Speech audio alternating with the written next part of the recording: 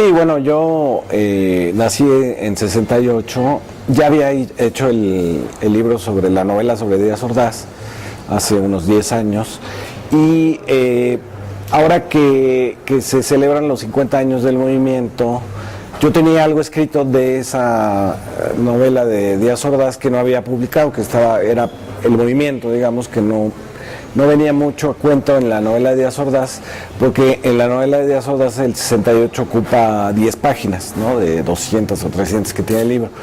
Porque, es decir, a pesar de que fue muy importante para el país, muy importante para la biografía de Díaz Ordaz, no es todo, ¿no? Tendemos un poco a reducir el 68 al 2 de octubre, por ejemplo, ¿no? Y la verdad es que todo agosto del 68 pues es la fiesta de las libertades, es la alegría de ser joven, ¿no? Como ellos decían, de traer el pelo largo y las faldas cortas, ¿no? De la música, el apoyo en las calles, etcétera, y es hasta finales de septiembre que empieza a oscurecerse el panorama. Pero bueno, la idea era escribir una novela después de que es uno de los movimientos mexicanos más documentados. Hay, según yo, 4 libros fundamentales de documentación, de testimonios, ¿no? Que son La Noche de Tlatelolco de Elena Poniatowska, al año siguiente sale Días de Guardar de Carlos Monsiváis, después esperamos 30 años, salen Parte de Guerra 1 y 2 de Julio Scherer y de Monsiváis, y finalmente La Estela de Tlatelolco de Raúl Álvarez Garín. Y entonces con esos 4 queda, más las 5,000 páginas de la Fiscalía Especial de Delitos del Pasado, queda cubierto, digamos, la documentación, los testimonios del 68. Entonces lo que yo quería hacer era, con la distancia que tengo, que me decía hace poco Paco Ignacio Taibo, tú tienes la ventaja de que tienes la distancia para hacer una historia de una cosa que para mí es memoria personal, ¿no? Entonces tengo esa distancia. Y lo que quería era preguntarme por, es decir, si bien describo, digamos, una de las partes del conflicto, que era la autoridad, presidente, Luis Echeverría como secretario de Gobernación, Coronel Rosal como regente, García Barragán como secretario de la Defensa, los jefes de la policía que actuaban contra los estudiantes. Por otro lado, describo lo que era el Consejo Nacional de Huelga, cómo funcionaban las asambleas, los estudiantes encarcelados después, etcétera, cuando van al exilio a Chile, cuando regresan, etcétera. Lo que me importaba era lo de en medio, que por eso el personaje que recorre toda la novela, pues es un personaje que no tiene nada que ver con el movimiento y que la historia, digamos, lo toma por sorpresa. Se ve inmiscuido en una marcha oficial a favor del presidente y hay ahí, para no contar toda la historia, pues hay ahí un incidente y él resulta afectado. Y entonces era esa parte de la sociedad mexicana, ¿no? La parte que se acomodó, digamos, y que no sintió especial responsabilidad moral por que habían matado a los estudiantes y los habían encarcelado. Alguien que ve el 68 pero no entiende qué es eso y que finalmente logra sobrevivir como el personaje principal y acomodarse en esa sociedad que fue después la de los 70s, los 80s y hasta ahorita.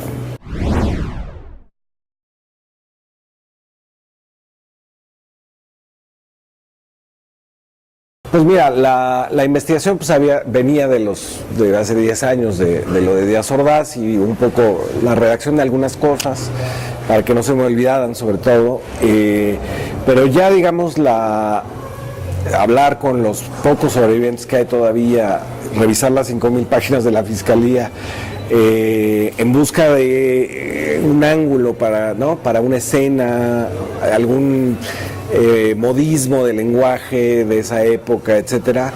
Eso fueron como 2 años y medio, 2 años 8 meses, digamos, ¿no? Eso es lo que tardé en ya manufacturarla, digamos, ¿no?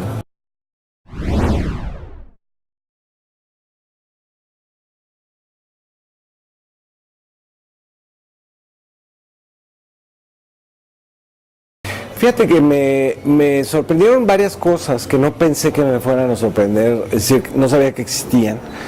Pero sobre todo lo que fue fundamental para mí fue una conversación con el doctor Ignacio Carrillo Prieto, que fue el que presidió la Fiscalía Especial. Me dijo, cuando estábamos hablando sobre qué había pasado, quién decidió el 2 de octubre, yo le decía que yo desde lo de Díaz Ordaz estaba seguro de que había sido el día 28 de agosto cuando Díaz Ordaz decide que ya no puede aguantar sin una represión brutal el movimiento, porque el movimiento se está trasminando a sus propios trabajadores al servicio del Estado. Y me decía, sí, pero el responsable del 2 de octubre, además de Díaz Ordaz, de Echeverría, me dice, y además del ejército, me dice, es el otro ejército. Y le dije, ¿cuál es el otro ejército? Y me dijo, el Estado Mayor Presidencial.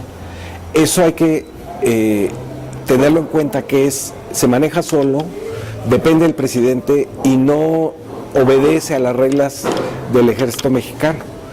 Y entonces fue muy importante porque todas las escenas donde yo diferencio lo que hacen los soldados, lo que están sorprendidos, los soldados son unos chavos igual que los que están matando, vienen de provincia, están obedeciendo órdenes.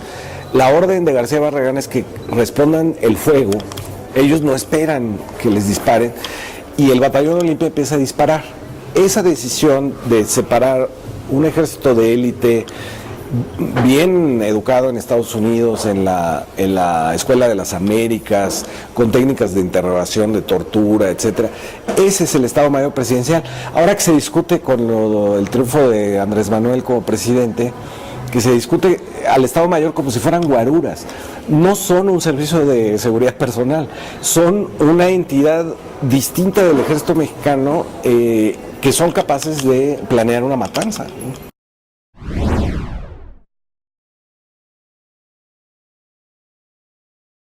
Así es, o sea, el general Luis Gutiérrez Oropesa, que está adscrito al Departamento del Distrito Federal, pues es un general del Estado Mayor Presidencial. Y él es el que coordina, digamos, la creación del Batallón Olimpia, que se crea además, curiosamente, para cuidar primero las instalaciones del metro, y después se va transformando en un cuerpo de francotiradores contra estudiantes, y que después será igual bajo la dirección de Gutiérrez Oropesa, lo que conocemos como los halcones de Luis Echeverría, ¿no? Los de la matanza del 71, ¿no?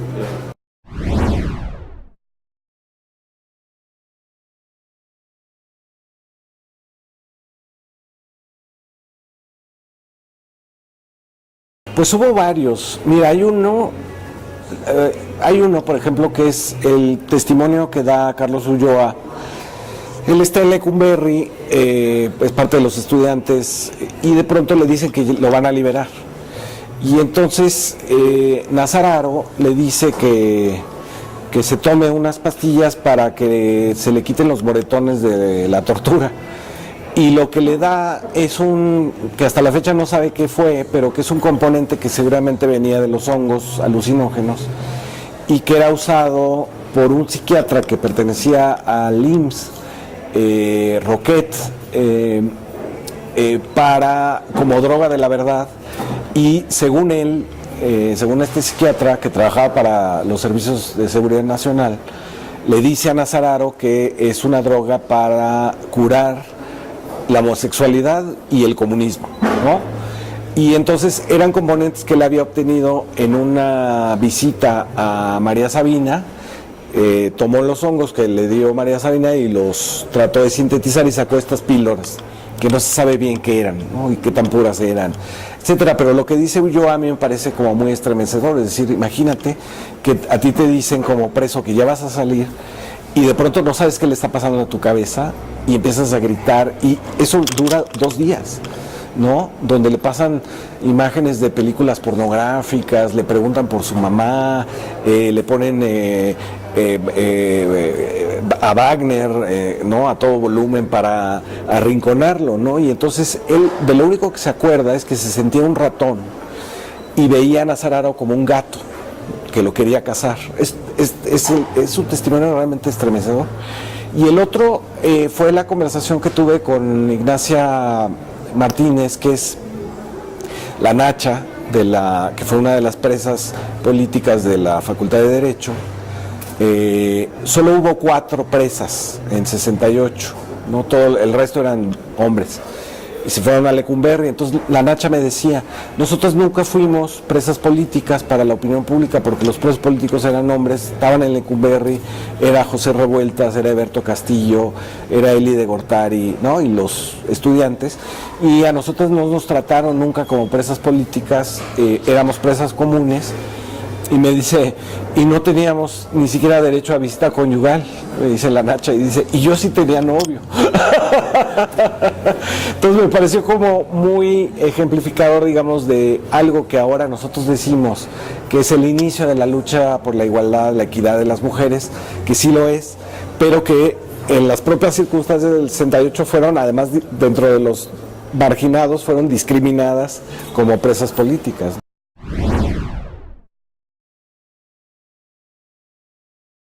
Sí, yo había pensado que no hacía falta ya más documentación, digamos, sobre el caso, sino que hacía falta una novela. ¿Una novela en qué sentido? Pues, en el sentido no de querer ser José Agustín, digamos, porque yo nunca iba a tratar de emular el idioma que hablan las novelas de José Agustín. Yo no salgo de aliviánate, no te azotes, ¿no? Pero sí tratar de captar, digamos, qué es ser joven, ¿no? Ser joven siempre, yo ya fui, ¿no? Tú eres ahora. Siempre ha sido más o menos lo mismo, tienes el mismo reto frente a la autoridad, el mismo reto frente a las cosas que te dicen que así son, ¿no? Y que si haces esto va a pasar esto otro, siempre está la posibilidad de que no pase esto otro, sino que pase algo más.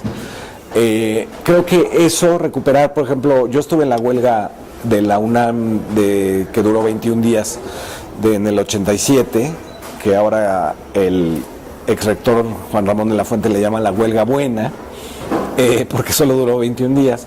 Yo estuve en esa huelga y sé lo que es cerrar la universidad, dormir ahí, la sensación doble, digamos, de riesgo que tienes, estás cuidando una instalación que es de la nación, pero al mismo tiempo pues, te enamoras de la chava de arquitectura, o te haces tus fantasías de eso, lo que es entrar al Zócalo y llenarlo, ¿no? Entonces todas esas cosas forman parte de la novela, que son experiencias mías, pero que se las impongo a los estudiantes del 68, porque estoy seguro, y ya me lo dijeron los mismos de los lectores que sí son del 68, que sí es más o menos lo mismo, ¿no?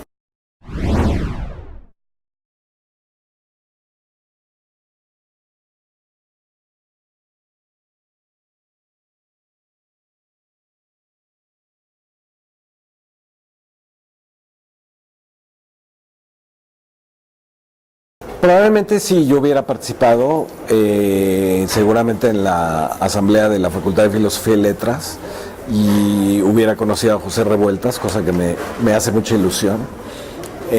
Lo describo muy bien en la novela porque tengo nostalgia de lo que no viví, es decir, yo por eso escribo el 68, yo hubiera querido estar ahí, y probablemente por haber vivido ahí no lo hubiera escrito, ¿no?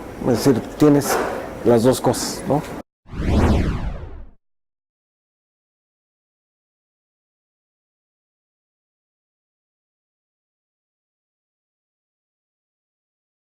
La matanza fue una decisión de Gustavo Díaz Ordaz, él mismo asume la responsabilidad públicamente en septiembre del siguiente año, del 69, y lo persiguió durante toda su vida, ¿no? Cuando lo nombran el primer embajador de México en España en el 77, los reporteros pues lo acosan con las preguntas sobre el 2 de octubre y él vuelve a decir que él es el responsable, y ya cuando se le pregunta sobre Echeverría ya dice, bueno, yo soy el responsable, él es el culpable, ¿no? Ya, que es un poco lo que yo trato de hacer también en la novela, que creo que lo que pasaba dentro de las oficinas del gobierno era, ellos sabían que iba a haber muertos, lo había decidido ya Díaz Ordaz, pero era, ahora sí que perdonando el juego de palabras, quién se quedaba con el muerto, quién cargaba con ese muerto. Y entonces se echa la bolita entre la defensa, la Secretaría de Gobernación, el DDF, y finalmente el presidente es el que acaba asumiendo la responsabilidad. Díaz Ordaz, hasta el final, digamos, está convencido de que salvó a México de una conjura comunista internacional. Yo no lo pongo en duda, yo creo que él actuó, digamos, su maldad es una maldad mística, digamos, está justificada por algo trascendente que es salvar al país, etcétera. Otros no, otros sí lo hicieron para conseguir, como Echeverría, para conseguir la candidatura a la presidencia. Otros lo hicieron porque cumplían con su deber. Yo creo que es la tropa del ejército, fueron órdenes y cumplieron con su deber que se les ordenaba. Y otros realmente son inexplicables. La maldad, digamos, de quien haya sido que después de que le da 6 balazos en la espalda a una edecán de la Olimpiada, que se llamaba Regina Teuscher, todavía le desfigura la cara con la culata del rifle, eso sí para mí es inexplicable, ¿no? Eso es terreno de la literatura, digamos, como, ¿qué tipo de maldad? ¿Qué piensa alguien que hace eso con un cadáver? Es decir, tiene todo el poder, puede hacerlo en ese momento y decide destruir la belleza, porque además era una joven muy guapa, ¿no? Destruir la belleza porque puede hacerlo. Todos esos niveles, digamos, están dentro de la novela, desde el de Díaz Ordaz, que es esta cosa trascendente, hasta lo hago porque puedo, ¿no?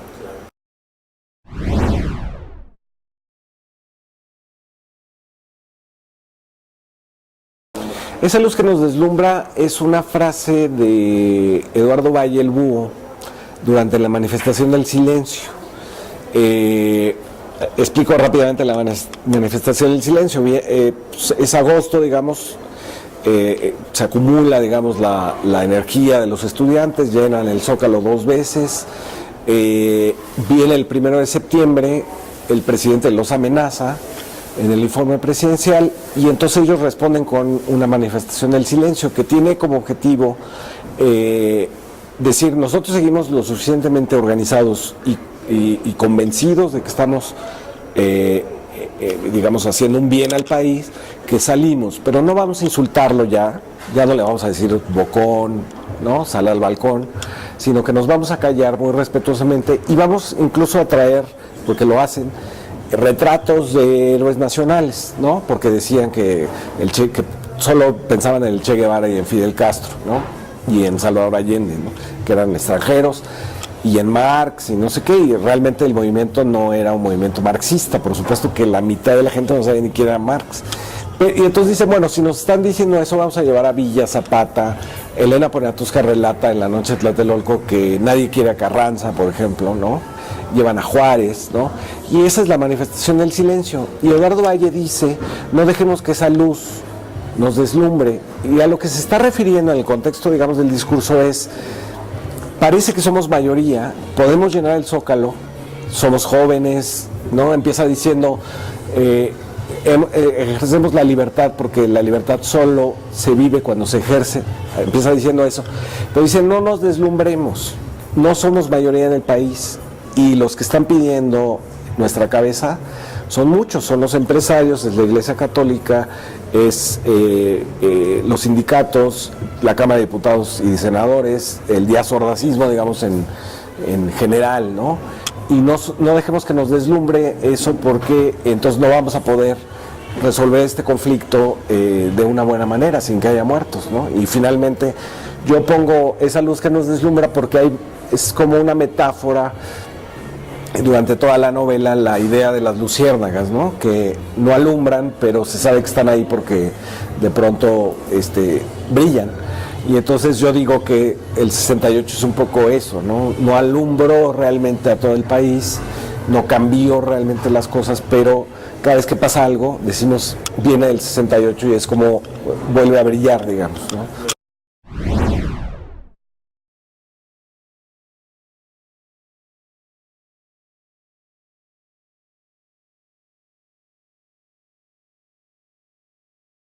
Sí, yo creo que hay, bueno, está el caso de los 43 de Ayotzinapa, que tiene mucho que ver porque ellos finalmente van a tomar los camiones en Guerrero para venir a una manifestación del 2 de octubre en la Ciudad de México.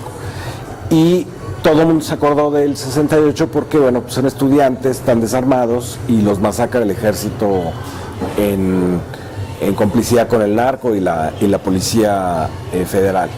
Y hay un encubrimiento también en torno a ellos, ¿no? Se quitan las cintas de las cámaras de la calle, el procurador sale y dice que los quemaron en un basurero y luego tiene que renunciar, es decir, hay un encubrimiento parecido al de Tlatelolco, pero por otro lado, digamos, a nivel generacional, los que son ahora veinteañeros, a mí me parece que es solo una apariencia, porque no salen a la calle, que no son participativos, pero yo vi en el terremoto de septiembre 19 del año pasado cómo actuaron las brigadas de los chavos, coordinadas por internet, y me pareció que estaban todos los valores democráticos, solidarios, de siempre, de los chavos de siempre. Y creo que esa desproporción que hay entre los 15 millones que votaron por Peña Nieto y los 30 millones que votaron por Andrés Manuel tienen que ver con esa generación.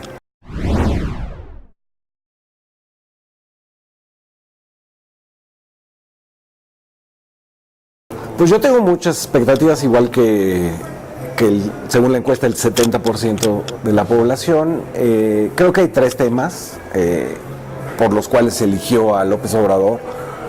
Uno es la corrupción, el otro es la amnistía y la reconciliación, digamos, en el sentido de que hay que decir que la autoridad es responsable de decir qué fue lo que pasó con los 30 y tantos mil desaparecidos y los 120,000 muertos, o no, casi 200,000 muertos de la guerra contra el crimen organizado. ¿Dónde están los cadáveres? ¿Qué pasó exactamente? Explicarle eso a las familias. Las familias no están obligadas a otorgarles el perdón, pero el Estado está obligado a reconciliar, digamos, y tratar de reparar en la medida de lo posible el daño que se ha hecho. Y una cosa muy importante que no se hizo con 68, y por eso tuvimos a Ayotzinapa, que es la garantía legal de que eso no se repita, ¿no? De que nunca más vuelva a haber un desaparecido y un muerto, un ejecutado en la calle sin orden de aprehensión, sin sentencia de un juez, sin un proceso legal, sin un proceso debido, como dicen los abogados, que eso nunca vuelve a pasar. Y el tercer punto creo que es una cosa mucho más ambigua, pero muy profunda en México, que no sé si Andrés Manuel lo vaya a resolver, pero está en el ambiente, que es el problema de, por un lado, la impunidad de los poderosos, y por otro lado, de instituciones dedicadas a la humillación de los que no tienen poder. En medio está la justicia, pero no hemos logrado ni acabar con la impunidad ni acabar con la humillación. Hay una buena parte de la población que se siente menospreciada por las instituciones, que acusa a otra parte de racismo, de clasismo, de que los menosprecian, de que no nos consideran sus iguales y que no tienen los mismos derechos. Creo que eso, además de ser un problema legal, que no creo que sea un problema de escribir leyes nuevas, creo que es un problema de conducta, un problema de cómo nos comportamos frente a frente unos con otros, ¿no? Que si vemos a alguien más moreno, tenemos sospechas, y tenemos como el prejuicio de que tiene menos dinero que nosotros, por lo tanto es inferior. Todo eso hay que irlo eliminando del país, porque es la idea de que no somos iguales, ¿no? Y de que no todos deberíamos de pertenecer al mismo Estado de Derecho. Entonces, creo que eso es muy importante, que se resuelve o se empiece a resolver, ¿no? Esas son las grandes expectativas. Yo creo que lo que está diciendo Andrés Manuel de los jóvenes, me parece que en buena parte le atrajo muchos votos, porque nadie tenía una propuesta para los jóvenes, para que tengan una opción al sicariato o a la venta ilegal de sustancias, y que se vayan becados a estudiar, ¿no? Y la apertura de las universidades, la apertura de las matrículas de la UNAM, del POLI, de la UAM, de la UACM, la construcción de nuevas universidades, creo que le da un respiro a una generación completa, sobre todo en el campo, que no tiene oportunidades. Y creo, por ejemplo, que una de las cosas no que yo le diría a la nueva generación, a los veinteañeros de ahora, sino que ellos me están diciendo, y que me parece fundamental, es que el voto tiene poder, que sí existe la soberanía de los ciudadanos, de los votantes, y que sí existe una manera de participar en política que no sea ensuciarse, que no sea partícipe de la corrupción, y que sea una manera de vigilar a nuestros representantes, ¿no? Creo que la nueva generación está dando una lección sobre eso, ¿no?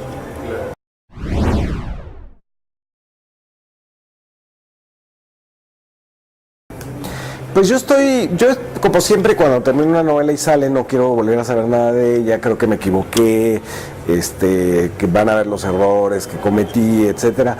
Pero finalmente los lectores son los que te dicen, ¿no? Te dicen qué es eso que ya no está en tus manos, ¿no?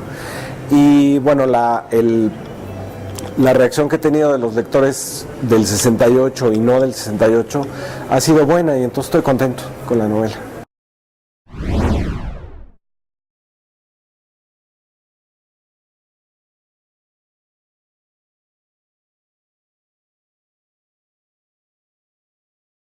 Fue una coincidencia feliz, digamos, y sí te voy a decir que el editor sí me apuró, me recortó un mes de entrega para salir adecuadamente para los 50 años, pero como tenía ya casi 3 años haciendo la novela, pues es una feliz coincidencia.